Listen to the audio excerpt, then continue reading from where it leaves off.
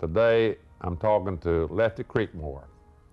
Lefty is an old-time friend that spent some years in Plano, and Lefty, I want to welcome you back up here, and we're glad to have you. And what year did you live in Plano? My family moved to Plano in 1926, and of course I graduated out of Plano in 27, and we didn't live in Plano over about a year and a half, but I was so familiar with Plano that I, as you probably know, I was pretty active around Plano for 5 or 6 years after I graduated.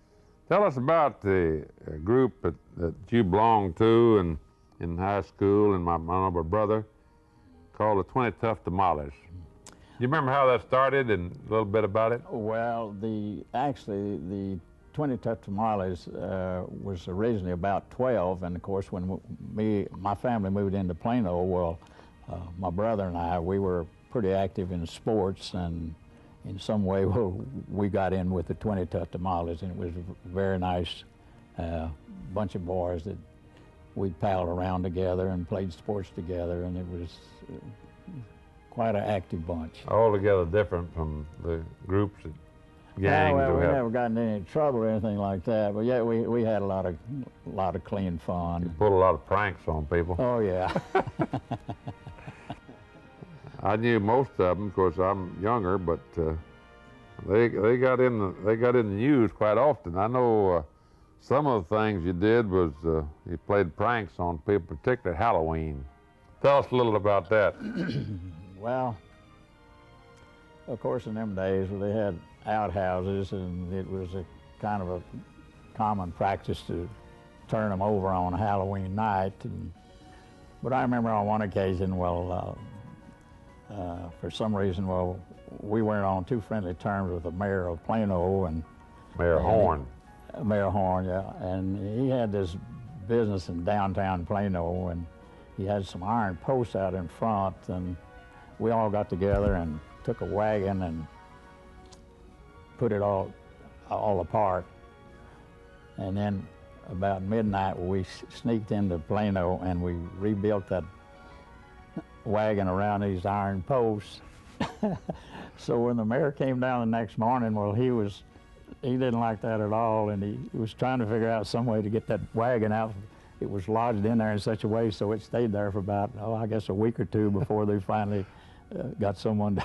You never did find out who did it. No, I imagine you had a good idea, don't you reckon? Well, yeah. Or something like that happened. Well, the town people say, "Oh, I see them 20 Tough Tamales again. They're doing this and all that."